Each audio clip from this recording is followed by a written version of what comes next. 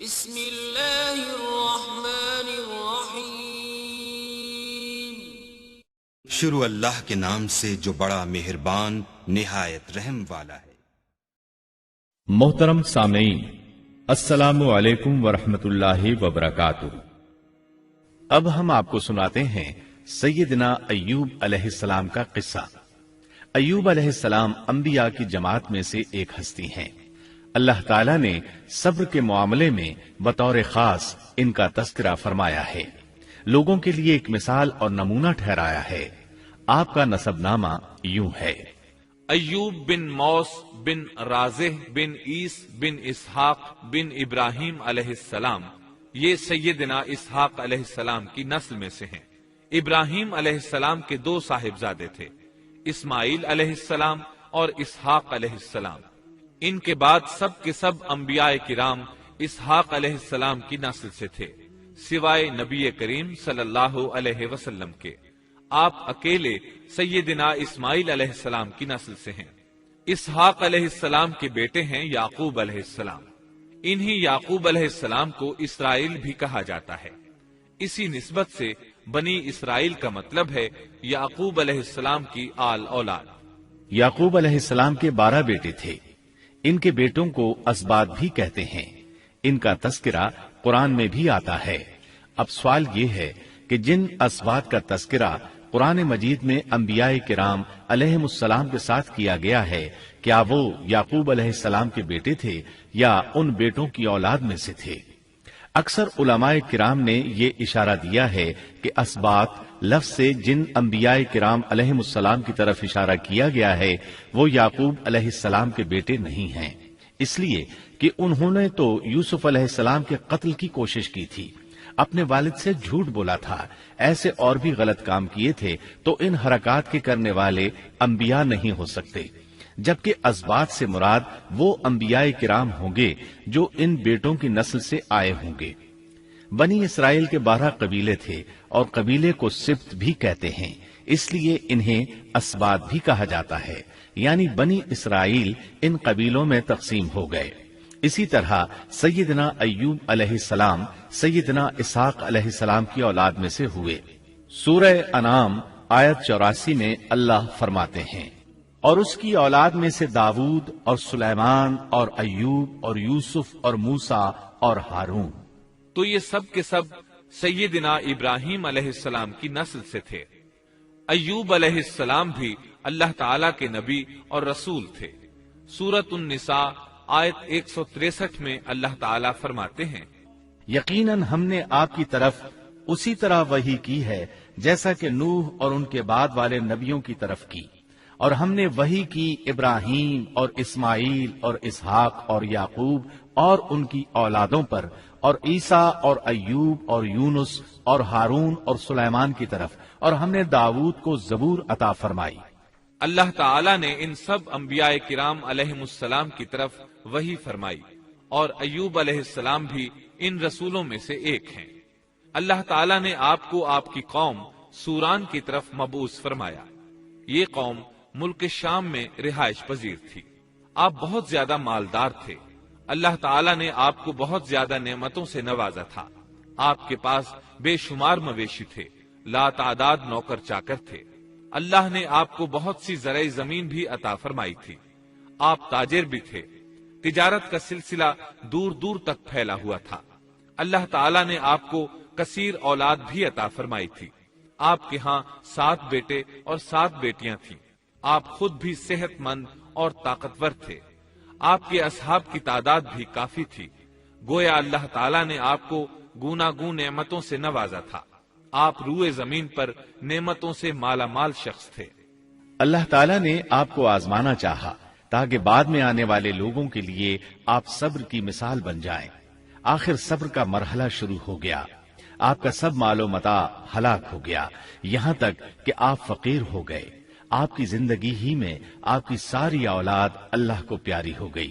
کسی کا ایک بیٹا بھی فوت ہو جائے تو وہ کتنا غمگین ہوتا ہے، متاثر ہوتا ہے۔ سیدنا یعقوب علیہ السلام پر غم کس طرح طاری ہوا، یہاں تک کہ آپ کی آنکھوں کی بینائی تک جاتی رہی۔ مارے غم کے وہ گھل گئے تھے، جبکہ ان کا کوئی بیٹا فوت نہیں ہوا تھا۔ और इधर 7 बेटे और 7 बेटियां फौत हो गए। यही नहीं, तमाम माल मवेशी हलाक हो गए। मामला इस पर भी खत्म नहीं हुआ, आप शदीद मरज में मुब्तला हो गए। बीमारी इस कदर शदीद थी कि आप चलने फिरने से माजूर हो गए, उठने की सकत न रह गई, यहाँ तक कि आपका गोश्त गिरने लगा।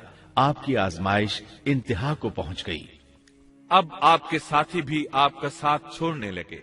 उन्हें खौफ महसूस हुआ कि कहीं उनकी बीमारी इन्हें भी न लग जाए, कहीं ये कोई ऐसी बीमारी न हो जो एक से दूसरे को लगती हो। इस तरह सिवाय 2 के सब साथी आपका साथ छोड़ गए। कोई आपके करीब न आता था। जो 2 साथी साथ छोड़कर नहीं गए थे, वो भी जरा दूर खड़े होकर बात करते थे। आपकी खिदमत के लिए बस आपकी बीवी रह गईं। वो बहुत वफादार बीवी थी। ये ज़ौजा मोहतरमा आपकी खिदमत करती, आपको खिलाती पिलाती, आपको नहलाती। फिर नौबत यहाँ तक पहुंची कि सारा ही माल बिल्कुल खत्म हो गया। अब बीवी साहिबा ने उजरत पर लोगों के घरों में काम करना शुरू किया ताकि कुछ कमा कर लाएं और खामन पर खर्च कर सकें। ये थे अल्लाह के नबी अय्यूब अलैहिस्सलाम। इतनी बड़ी आजमाइश में पूरे उतरे। आजमाइश भी 1-2 माह नहीं, पूरे 12 बरस जारी रही और एक कौल के मुताबिक 18 बरस जारी रही। आप इस दौरान मुजस्समा सब्र बने रहे। आपने कभी किसी से शिकवा तक न किया, यहाँ तक कि कभी ज़ौजा मोहतरमा से भी शिकवा न किया। साल हा साल इसी हालत पर गुजर गए। एक बार आपकी बीवी ने अर्ज करने की जरा हिम्मत की और कहा, आप अल्लाह के रसूल हैं, अगर अल्लाह के हुजूर दुआ करें तो वो आपकी बीमारी को खत्म फरमा देंगे, आपकी हालत को बदल देंगे। बीवी साहिबा के ये कहने के बावजूद आपने बीमारी के खत्म होने की दुआ न की, न ये कहा, या अल्लाह मुझे रिस्क की फरावानी अता फरमा। बस रिज़ाए इलाही पर राजी रहे, तकदीर इलाही पर खुश रहे। आपने बीवी से फरमाया, जरा बताओ तो हम कितना अरसा खुशहाली और फरावानी में रहे हैं, कितना अरसा हम नाजो नेमत में रहे हैं। उन्होंने जवाब दिया, 80 साल। ये सुनकर आपने फरमाया, मुझे अल्लाह ताला से दुआ करते हया आती है। जितना अरसा खुशहाली में रहा उतना अरसा बीमारी और तंगदस्ती में नहीं गुजरा, इसलिए मैं अभी ये दुआ नहीं करूंगा कि वो मुझे शिफा अता कर दे या मेरी इस हालत को बदल दे, वाफिर रिज्क अता करे, जब तक मुझ पर 80 साल न गुजर जाएं। जिस तरह मैं 80 साल नाजो नेमत की बहारें देखता रहा, इसी तरह 80 साल तक मैं इसी हालत पर सब्र का दामन थामे रहूंगा, तंदुरुस्ती का सवाल नहीं करूंगा। आपके इस जवाब पर बीवी साहिबा मायूस हो गईं, इसलिए कि उन्हें तो बीमारी के खत्म होने की और अच्छे दिनों के दोबारा आने की उम्मीद थी। आपकी बात सुनकर वो बोली, तब ये आजमाइश की घड़ी कब खत्म होगी? चूंकि इस बात से अल्लाह ताला की नाशुक्री होती थी, इसलिए अय्यूब अलैहिस्सलाम नाराज हो गए। उन्होंने अल्लाह के नाम की कसम खाई कि अगर अल्लाह ताला ने मुझे शिफा अता फरमाई तो मैं उन्हें 100 कोड़े मारूंगा। दूसरी तरफ नौबत यहाँ तक पहुंची कि लोगों ने आपकी बीवी साहिबा को काम देने से इनकार करना शुरू कर दिया। उनका ख्याल था कहीं इनके शौहर की बीमारी उन्हें भी न लग जाए। वो समझते थे कि अय्यूब अलैहिस्सलाम की बीमारी छूत की है, लिहाजा ये बीमारी उनकी बीवी के वास्ते से उन्हें भी लग सकती है। जब मामला यहाँ तक पहुंच गया तब आपने एक छोटी सी बात कही, इसमें भी कोई वाज़ेह दुआ नहीं थी, जबकि इस वक्त से बढ़कर दुआ के लिए कौन सा वक्त हो सकता था। आपकी इस बात को अल्लाह ताला ने कुरान मजीद में बयान फरमाया है। सूरह अंबिया आयत 83 में है, और अय्यूब की उस हालत को याद करो जबकि उसने अपने परवरदिगार को पुकारा कि मुझे ये बीमारी लग गई है और तू रहम करने वालों से ज्यादा रहम करने वाला है। मुझे आजमाइश ने आ लिया है और तू अरहमुर राहिमीन है। मतलब ये कि आपने वाज़ेह अल्फाज में दुआ नहीं फरमाई। ये नहीं फरमाया इलाही मुझे तंदुरुस्ती अता फरमा, इलाही मुझे रिज़्क अता फरमा और मेरी हालत ऐसी ऐसी हो गई है, तू रहीम व करीम है, बल्कि यूं कहा व अंता अरहमुर राहिमीन। अर्ज किया मेरी निस्बत मेरी हालत को तू ही बेहतर जानने वाला है। अल्लाह ताला ने दूसरी आयत में आपकी हालत को इस तरह बयान किया है। सूरह स्वाद आयत 41 में अल्लाह ताला फरमाते हैं, और हमारे बंदे अय्यूब का भी जिक्र कर, जबकि उसने अपने रब को पुकारा कि मुझे शैतान ने रंज और दुख पहुंचाया है। गोया आपने इस बीमारी और मुसीबत को अल्लाह ताला की तरफ मंसूब नहीं फरमाया, बल्कि अल्लाह ताला को इससे मुबर्रा व पाक ठहराया और इसे शैतान की तरफ मंसूब किया। यूं नहीं कहा अल्लाह तूने मुझे मुसीबत में डाल दिया, बल्कि इसको गैरुल्लाह यानी शैतान की जानिब मंसूब किया। हदीस में भी इसी तरह आता है, वश्शर्रु लैसा इलैक, बुराई तेरी तरफ से नहीं है। अल्लाह ताला ने आपकी इल्तिजा को उसी लम्हे शरफ कबूलियत से नवाजा। कितने ही मौके ऐसे आए थे कि इससे कब्ल भी आप दुआ कर सकते थे और वो कबूल हो जाती, लेकिन आपने सब्र का दामन थामे रखा। इसीलिए मुद्दतों से जरबुल मसल चली आ रही है सब्र अय्यूब। जब आपने अपने परवरदिगार से इस अंदाज में दुआ मांगी तो अल्लाह ताला ने उनसे आजमाइश खत्म कर दी। अल्लाह ताला सूरह साद आयत 42 में फरमाते हैं, अपना पांव मारो, ये नहाने और पीने के लिए ठंडा पानी है। जब उन्होंने पांव जमीन पर मारा तो पानी का चश्मा जारी हो गया। उलमाए किराम कहते हैं, जब उन्होंने इस पानी से गुस्ल किया तो जिस्म के बैरूनी हिस्से से बीमारी खत्म हो गई और जो ही पानी पिया जिस्म के अंदरूनी हिस्से की बीमारी खत्म हो गई। और ये अल्लाह अज़्ज़ा व जल का अजीम एहसान है। फिर से बिल्कुल तंदुरुस्त बन गए, उनकी सेहत व तवानाई लौट आई, ऐसे सेहतमंद हो गए जैसे पहले कभी हुआ करते थे। उनकी ज़ौजा मोहतरमा बाहर से घर आई तो बिल्कुल न पहचान सकी। उनसे पूछने लगी, क्या आपने अल्लाह के नबी मेरे खावंद यानी मरज में मुब्तला शख्स को देखा है? अल्लाह की कसम, जब मेरे खावंद सेहतमंद थे तो बिल्कुल आप जैसे थे। मैंने आपसे बढ़कर उनसे मिलता जुलता आदमी आज तक नहीं देखा।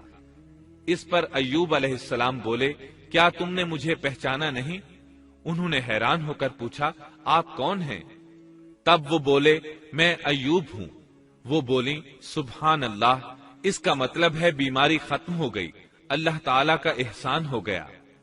इसके बाद अल्लाह ताला ने उन्हें आहलो अयाल की नेमतें भी लौटा दी, उनके मवेशी भी उन्हें वापस मिल गए।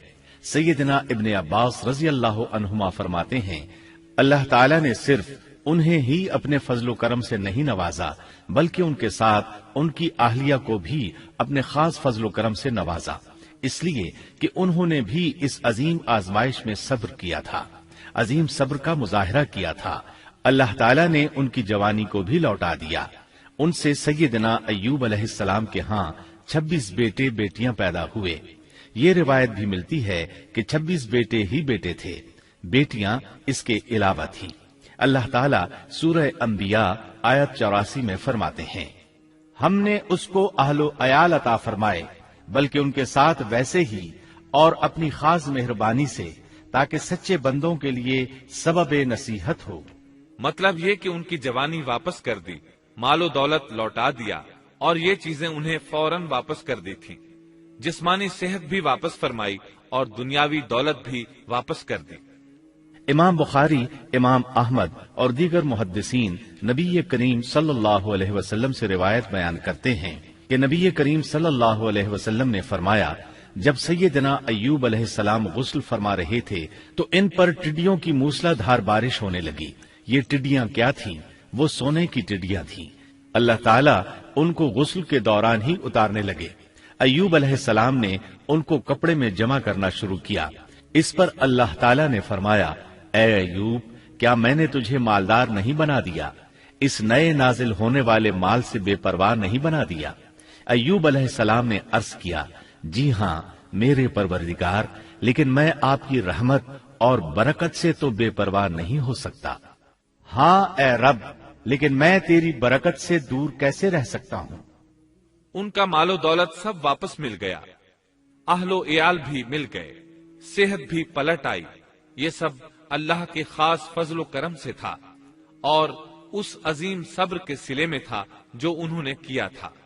अल्लाह ताला ने उनकी अहलिया मोहतरमा पर भी नरमी फरमाई, जैसा कि सूरह स्वाद आयत 44 में फरमाते हैं, और अपने हाथ में तिनकों की एक झाड़ू पकड़ो।